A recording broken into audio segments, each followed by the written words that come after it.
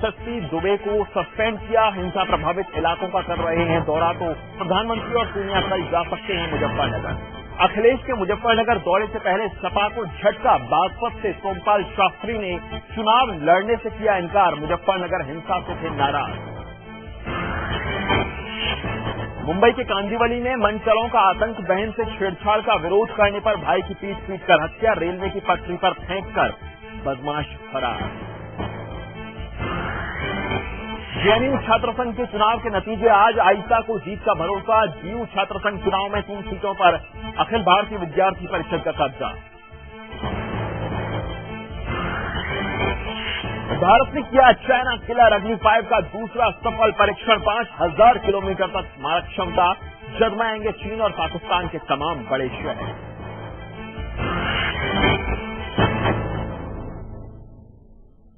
नमस्कार, आपके साथ मैं हूं देवेश के वशिष्ठ और आप देख रहे हैं लाइव इंडिया। इस वक्त की 2 बड़ी खबरें। सीएम उत्तर प्रदेश के अखिलेश यादव मुजफ्फरनगर पहुंच गए हैं। कवाल गांव में हेलीकॉप्टर से वो उतरे, लेकिन कवाल में मुख्यमंत्री को विरोध का सामना करना पड़ा। उनके विरोध में नारे लगाए गए। और दूसरी खबर, रेवाड़ी में नरेंद्र मोदी की रैली की है।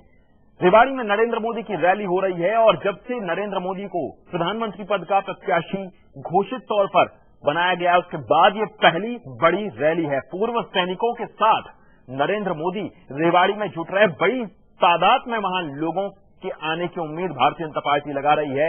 2 लाख के करीब लोग वहां आ सकते हैं, ये उम्मीद की जा रही है। और ताजा तस्वीरें आपको दिखाएंगे। नरेंद्र मोदी वहां पहुंचेंगे और रेवाड़ी में जनसभा को संबोधित करेंगे।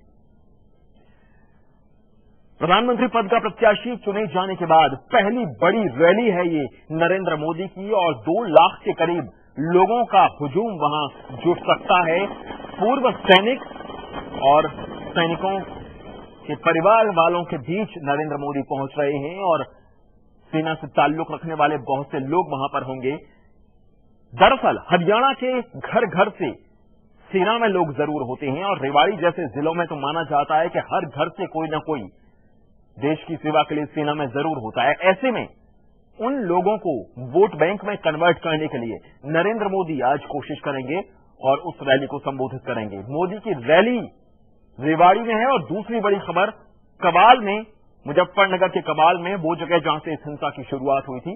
मुख्यमंत्री अखिलेश यादव उत्तर प्रदेश के पहुंच गए हैं।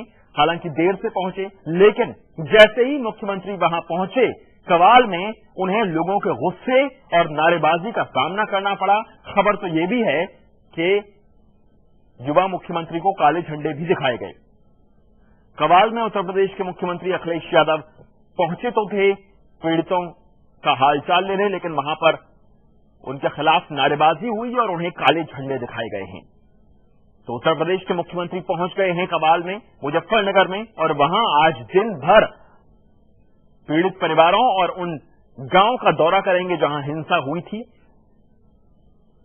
टीवी पत्रकार की मौत हो गई थी एक, उनके परिजनों से भी मिलेंगे और उसके बाद 1:30 बजे उत्तर प्रदेश के मुख्यमंत्री तमाम सवालों का जवाब देने के लिए मीडिया के सामने आएंगे। लेकिन जैसे ही वो कवाल पहुंचे उनके खिलाफ वहां नारेबाजी की खबर है और काले झंडे भी दिखाए और जाते ही एसएसपी सुरेंद्र दुबे को उन्होंने सस्पेंड कर दिया। मोदी की रैली और कवाल में, मुजफ्फरनगर में उत्तर प्रदेश के मुख्यमंत्री, ये 2 बड़ी आज की खबरें रहने वाली हैं। मोदी का इंतजार हो रहा है, रैली शुरू होगी और उसमें पूर्व सैनिकों को साधने की कोशिश भारतीय जनता पार्टी की ओर से की जाएगी। और इस वक्त की खबर यह है कि मुजफ्फरनगर में अखिलेश यादव पहुंचे हैं। कवाल गांव में जैसे ही वो पहुंचे हिंसा पीड़ितों के बीच हालचाल जानने उनका, तो उनका विरोध किया गया। उनके विरोध में नारेबाजी हुई, काले झंडे अखिलेश यादव को वहां दिखाए गए। कवाल गांव से ही हिंसा की शुरुआत हुई थी। 3 युवकों की मौत हो गई थी और दोनों पक्षों के परिवार के पास मुख्यमंत्री को जाना है। कवाल गांव में जैसे ही मुख्यमंत्री पहुंचे उनका विरोध हुआ, विरोध में नारे लगाए गए।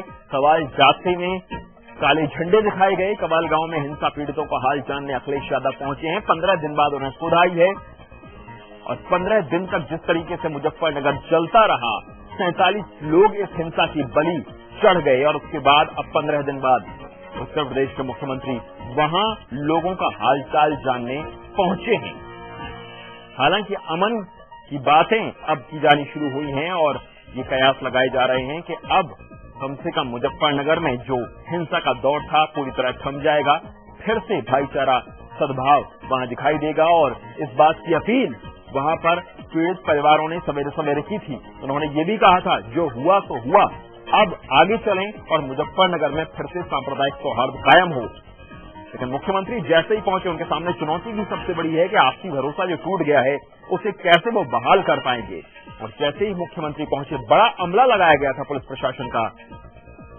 बावजूद इसके उनके खिलाफ नारेबाजी हुई, काले झंडे दिखाए गए और मुख्यमंत्री ने वहां के एसएसपी को सस्पेंड कर दिया। अब एसएसपी को सस्पेंड इस बात को लेकर किया गया है कि वो आए बावजूद इसके उनके खिलाफ नारेबाजी क्यों हुई, या फिर मुजफ्फरनगर में जो कुछ हुआ उस बात को लेकर मुख्यमंत्री ने सस्पेंड किया।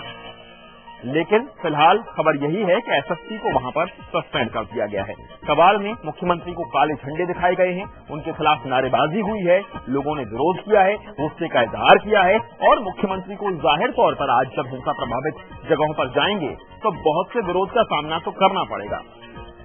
लोगों के जहन में सवाल हैं, उन लोगों के जिन्होंने अपने घरों को जलते हुए देखा है, उन लोगों के जिन्होंने हिंसा सही है, उन लोगों को जिन्होंने सांप्रदायिक सौहार्द को बिगड़ते देखा है, मिलजुल कर रहते लोगों को आपस में लड़ते देखा है, वो लोग मुख्यमंत्री से सवाल तो करेंगे।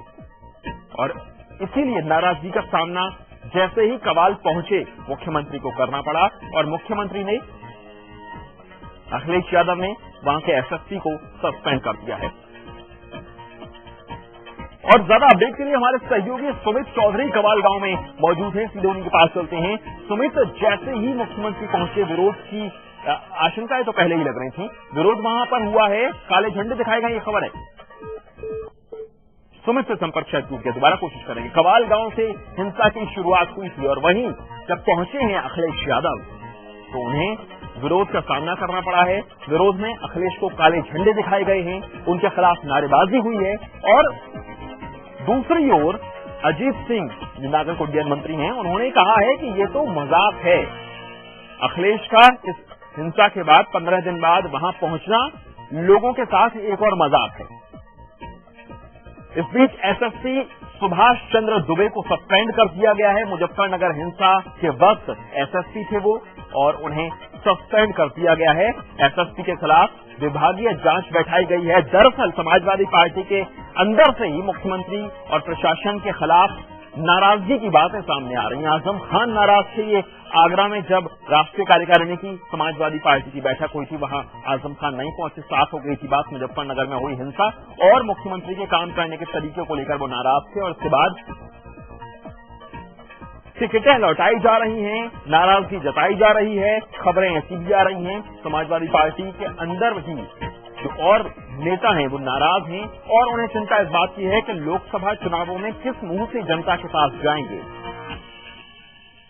सांप्रदायिक सौहार्द पूरी तरह से बिगाड़ने की यहां कोशिश हुई, राजनीतिक दल काफी सक्रिय रहे, लेकिन इस सब के बीच सूबे के मुख्यमंत्री इस स्थिति को काबू में कर नहीं पाए और इसी बात को लेकर नाराजगी है। हालांकि अब जाकर मुख्यमंत्री ये फैसले ले रहे हैं, एसएसपी को सस्पेंड कर दिया गया है कबाल में, लेकिन मुख्यमंत्री के खिलाफ नाराजगी लोगों के गुस्से के रूप में दिखाई दी। काले झंडे उन्हें दिखाए गए, नारे उनके खिलाफ लगाए गए। फिलहाल मुजफ्फरनगर में अखिलेश यादव पहुंच गए हैं, कबाल गांव पहुंच गए हैं और दिन भर उनका आज वहां दौरा रहेगा। तय वक्त से लेट पहुंचे, 9:40 पर उनका चोपर वहां पर लैंड करना था, लेकिन वो तय वक्त से काफी लेट वहां पर पहुंचे हैं और दिन भर के जो शेड्यूल प्रोग्राम उनके हैं उसमें अब बदलाव आएगा। 1:30 बजे प्रेस कॉन्फ्रेंस होने वाली थी, अब शायद वो भी देरी से हो। सवालों का जवाब देना है मुख्यमंत्री को।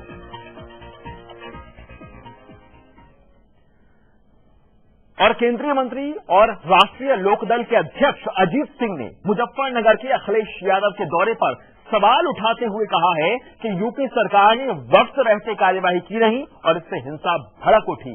अजीत सिंह ने कहा कि अखिलेश अब इस हिंसा प्रभावित इलाके में क्या करने जा रहे हैं।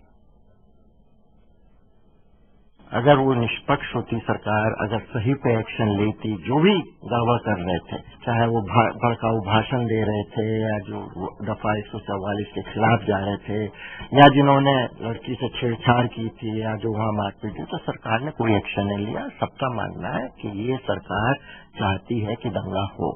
तो ये तो मजाक है कि मुख्यमंत्री अब जा रहे हैं। क्यों नहीं गए 10 दिन पहले, जब सबको मालूम था टेंशन है वहां पे।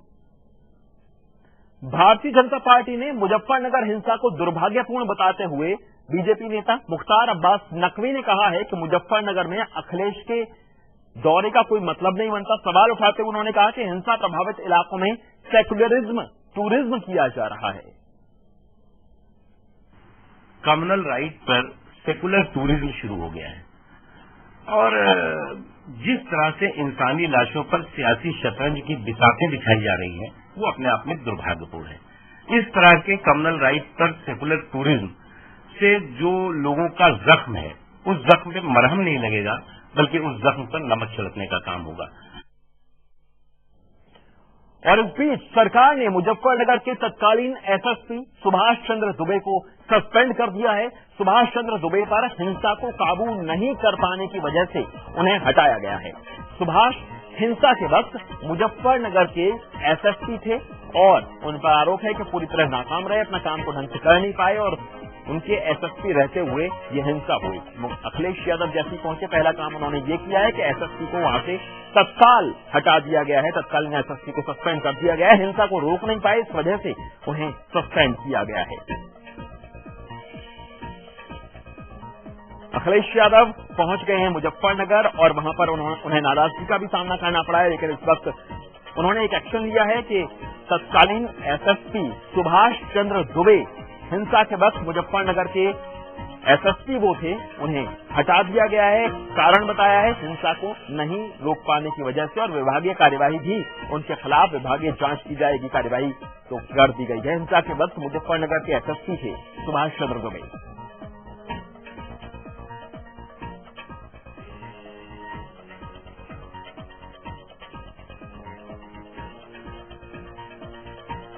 कबाल में मुख्यमंत्री को काले झंडे दिखाए गए हैं, उनके खिलाफ नारे लगे हैं, लोगों का गुस्सा फूटा है, गुस्से का इजहार किया। हालांकि आशंकाएं पहले ही जताई जा रही थी। जिस तरीके से हिंसा हुई है, लोग गुस्से में हैं। जिन्होंने अपना घर जलते हुए देखा है हिंसा को, सहा जिन लोगों ने, उन्हें गुस्सा है।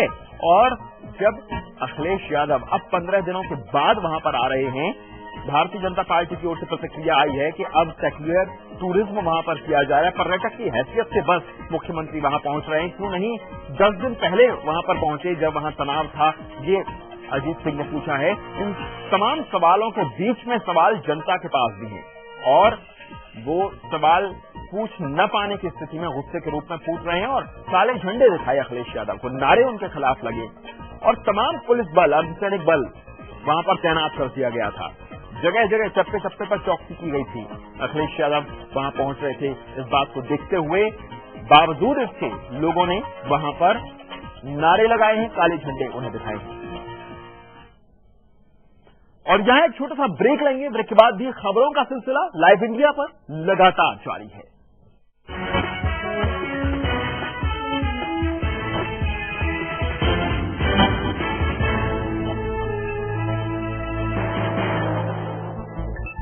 मुझे घर का प्रॉब्लम सॉल्व चाहिए बस।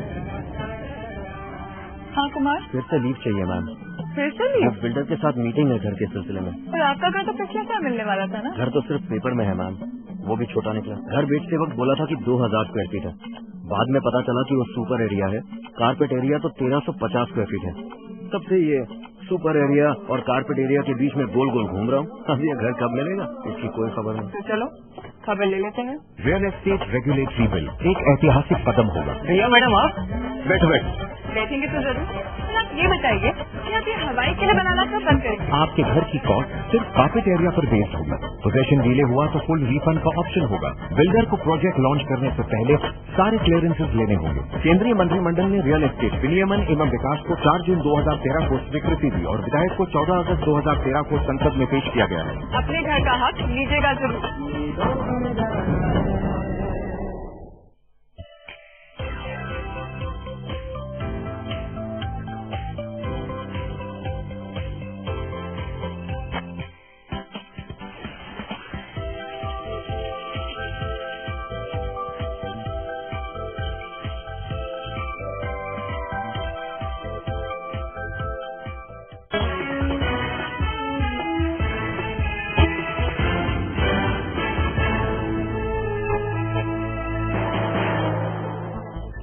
प्रधानमंत्री का प्रत्याशी घोषित किए जाने के बाद रेवाड़ी में नरेंद्र मोदी की पहली बड़ी सभा हो रही है।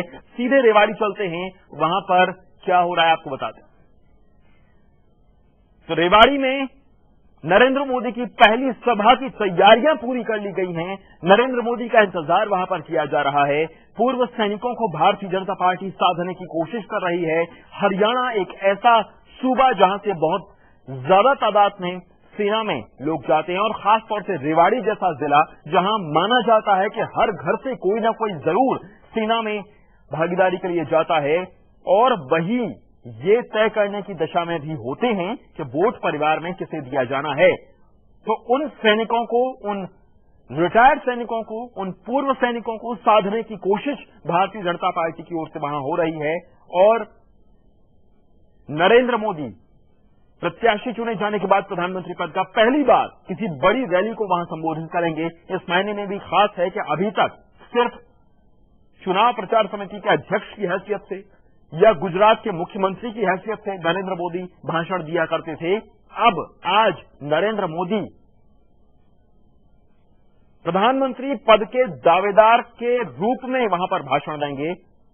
क्या कहेंगे नरेंद्र मोदी, ये देखना होगा। और भारतीय जनता पार्टी इस रैली को एक बड़े रूप में देख रही है। 2 लाख लोगों के पहुंचने की वहां उम्मीद जाहिर की जा रही है। सैनिकों के बीच, पूर्व सैनिकों के बीच नरेंद्र मोदी आज यहां पर भाषण देंगे, उस रैली को संबोधित करेंगे। तैयारियां पूरी कर ली गई हैं, लोग वहां पर मौजूद हैं। ये ताजा तस्वीरें हम आपको दिखा रहे हैं।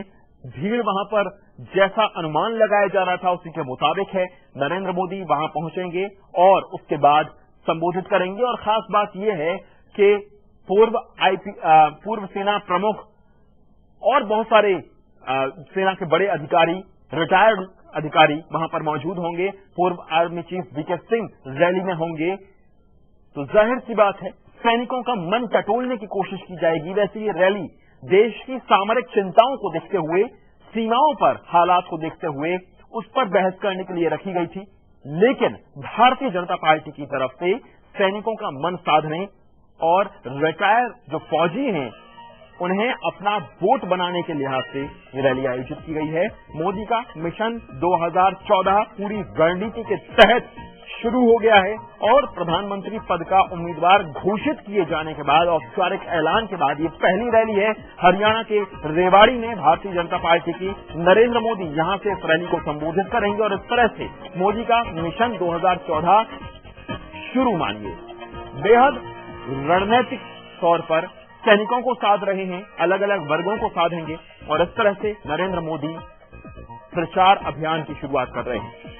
रेवाड़ी में पूर्व सैनिकों को नरेंद्र मोदी संबोधित करेंगे और हरियाणा के रेवाड़ी में ये रैली है। प्रधानमंत्री उम्मीदवार घोषित होने के बाद पहली बार ये रैली है और थोड़ी देर बाद नरेंद्र मोदी यहां पर भाषण देने वाले हैं। पूर्व army chief general VK Singh भी रैली में शामिल हो रहे हैं। हरियाणा के रेवाड़ी में होने वाली रैली में, रेवाड़ी इसलिए खास है क्योंकि घर घर से कोई न कोई व्यक्ति सेना में जरूर जाता है। रिटायर्ड फौजी जो हैं वो ये तय करते हैं कि वोट किसे दिया जाना है परिवार की ओर से। नेतृत्व में वो होते हैं और इसीलिए अगर उनको साध लिया गया, उनकी बात समझ ली गई तो फिर रास्ता आसान हो जाएगा। प्रधानमंत्री पद के दावेदार नरेंद्र मोदी आज रेवाड़ी पहुंचने वाले हैं। रैली में 2 लाख लोगों के पहुंचने की उम्मीद भारतीय जनता पार्टी ने लगाई थी और वैसी उम्मीद सफल होती नजर भी आ रही है क्योंकि खचाखच अभी से जो जगह है रैली के लिए जो मुकर्रर की गई वो भर गई है जगह और अब बस इंतजार हो रहा है। नरेंद्र मोदी वहां पहुंचेंगे और थोड़ी देर में नरेंद्र मोदी का वहां भाषण होगा। भारतीय जनता पार्टी के प्रधानमंत्री पद के उम्मीदवार नरेंद्र मोदी की उम्मीदवारी घोषित होने के बाद, औपचारिक रूप से ऐलान होने के बाद पहली ये रैली है। थोड़ी देर बाद नरेंद्र मोदी यहां भाषण देने वाले हैं। पूर्व सैनिकों के बीच नरेंद्र मोदी पहुंचेंगे। एक ये नजरिया भी है, दूसरा ये कि रेवाड़ी में एक बड़ी रैली रखी गई है और यहां से मोदी मिशन 2014 की शुरुआत करने वाले हैं। उसके बाद जब वो औपचारिक रूप से प्रधानमंत्री पद के दावेदार अब हो गए।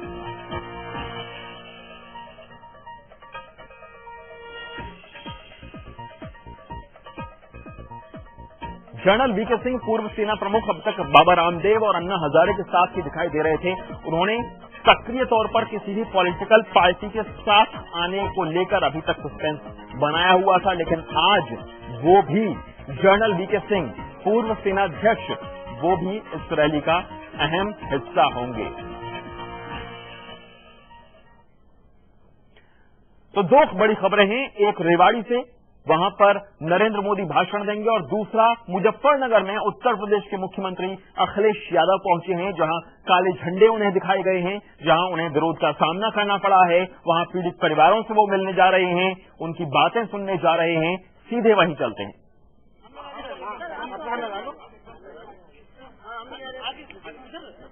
ताजा तस्वीरें हम आपको दिखा रहे हैं। मुख्यमंत्री वहां पर पहुंचे,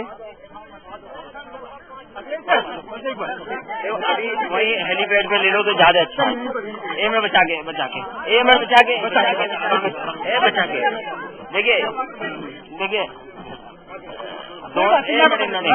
में अभी ए तो क्या देखिए, दोनों गांव में मैं गया हूँ, कवाल में चाची भी मिला, और यहाँ पर सचिन और गौरव के परिवार और जो सदस्य हैं उन सबसे मैं मिला हूँ।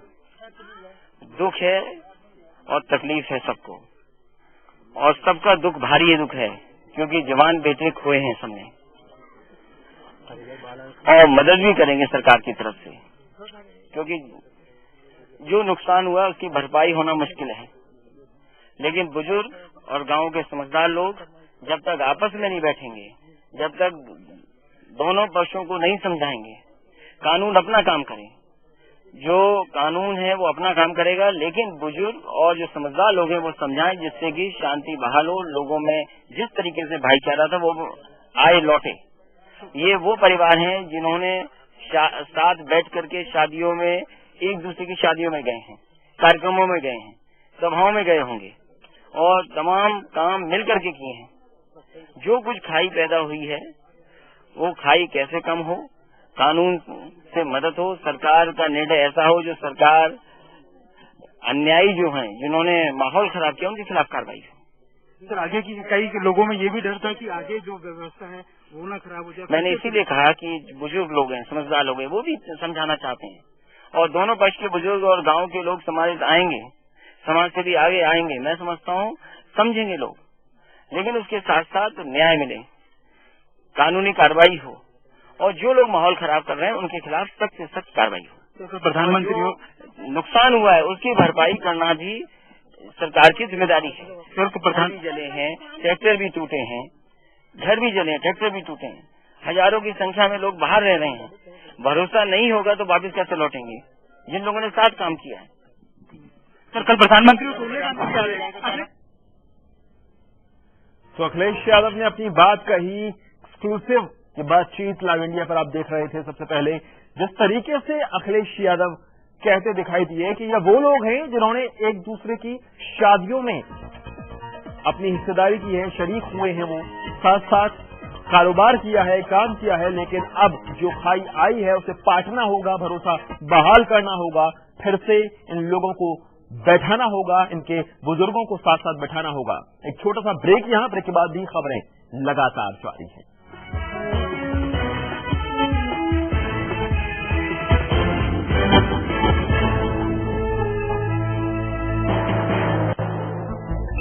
समय जैसे जैसे बदलता गया वैसे वक्त के साथ साथ बच्चे भी जवान हो गए। अब उन्हें अपने घर में जो भी कुछ है उससे ज्यादा जो नहीं है इसका एहसास झट से होने लगा। पर अब उनकी खुशियां ही माँ बाप का भविष्य होती हैं। जमा पूंजी भावनाओं की खुशहाली लाखों की। Samruddha Jeevan multi state multipurpose cooperative society limited.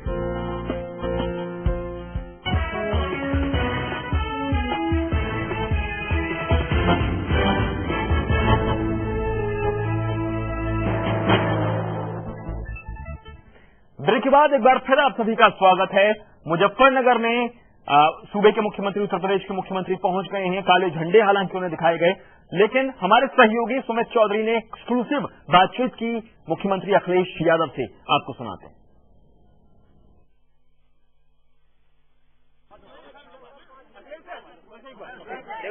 वही पेड़ पे ले लो तो ज्यादा अच्छा है। ए में बचा के देखिए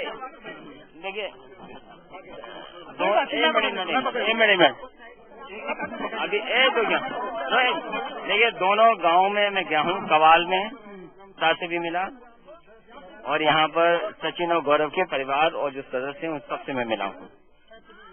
दुख है और तकलीफ है सबको, और सबका दुख भारी दुख है, क्योंकि जवान बेटे खोए हैं सबने, और मदद भी करेंगे सरकार की तरफ से, क्योंकि जो नुकसान हुआ उसकी भरपाई होना मुश्किल है। लेकिन बुजुर्ग और गांव के समझदार लोग जब तक आपस में नहीं बैठेंगे, जब तक दोनों पक्षों को नहीं समझाएंगे, कानून अपना काम करे, जो कानून है वो अपना काम करेगा, लेकिन बुजुर्ग और जो समझदार लोग हैं वो समझाएं, जिससे कि शांति बहाल हो, लोगों में जिस तरीके से भाईचारा था वो आए लौटे। ये वो परिवार हैं जिन्होंने साथ बैठ करके शादियों में, एक दूसरे की शादियों में गए हैं, कार्यक्रमों में गए हैं, सभाओं में गए होंगे, और तमाम काम मिल करके किए हैं। जो कुछ खाई पैदा हुई है वो खाई कैसे कम हो, कानून से मदद हो, सरकार का निर्णय ऐसा हो जो सरकार अन्यायी जो हैं, जिन्होंने माहौल खराब किया, उनके खिलाफ कार्रवाई हो। आगे की कई लोगों में ये भी डर था कि आगे जो व्यवस्था है वो ना खराब हो जाए। मैंने इसीलिए कहा कि बुजुर्ग लोग हैं, समझदार लोग हैं, वो भी समझाना चाहते हैं, और दोनों पक्ष के बुजुर्ग और गांव के लोग समाज आएंगे, समाज से भी आगे आएंगे। मैं समझता हूँ समझेंगे लोग, लेकिन उसके साथ साथ न्याय मिले, कानूनी कार्रवाई हो, और जो लोग माहौल खराब कर रहे हैं उनके खिलाफ सख्त से सख्त कार्रवाई हो। तो प्रधानमंत्री नुकसान हुआ है उसकी भरपाई करना भी सरकार की जिम्मेदारी है। सर, तो प्रधान जले हैं, ट्रैक्टर भी टूटे हैं, घर भी जले, ट्रैक्टर भी टूटे हैं, हजारों की संख्या में लोग बाहर रह रहे हैं। भरोसा नहीं होगा तो वापस कैसे लौटेंगे जिन लोगों ने साथ काम किया है। सर, कल प्रधानमंत्री सोनिया गांधी आ रहे हैं। तो अखिलेश यादव ने जब उनसे पूछा गया, प्रधानमंत्री मनमोहन सिंह, सोनिया गांधी वो भी आ रहे हैं दौरे पर, तो इस बात पर बोलने से वो बच्चे दिखाई दिए, चले गए वहां से। लेकिन उन्होंने कहा कि सरकार की ओर से मदद पूरी की जाएगी, बुजुर्गों को बिठाने की कोशिश की जाएगी। बड़ा दुख है, जवान बेटे खोए हैं, लेकिन उन 47 लोगों का क्या जिन्होंने उसके बाद बने दंगों की स्थिति में जान गंवाई है। ये उस वक्त की तस्वीर हम आपको दिखा रहे हैं जब उस गांव में, कवाल गांव में मुख्यमंत्री अखिलेश यादव पहुंचे। इसके तुरंत बाद उन्हें काले झंडे भी दिखाए गए थे जब वहां वो पहुंचे। आज पूरे दिन वो मुजफ्फरनगर का दौरा करेंगे और उसके बाद प्रेस से मुखातिब होंगे। अभी हमने अखिलेश यादव से बातचीत आपको सुनाई। वो कह रहे थे कि कोशिश की जा रही है, नुकसान की भरपाई की जाएगी, बहुत से घर जलाए गए हैं, ट्रैक्टर तोड़े गए हैं, लेकिन जवान बेटे गए हैं, उस खर्च की कभी भरपाई नहीं हो सकती, उस हानि की कभी भरपाई नहीं हो सकती। अब जरूरत है कि अमन कायम किया जाए, और इसके लिए सबसे अहम है कि गांव के बड़े बुजुर्ग साथ साथ बैठें, क्योंकि ये वो लोग हैं जो एक दूसरे के शादी समारोह में जिन्होंने शिरकत की है। तो इस बुलेटिन में फिलहाल इतना ही। देश दुनिया की हर अपडेट के लिए आप देखते रहिए लाइव इंडिया। नमस्कार।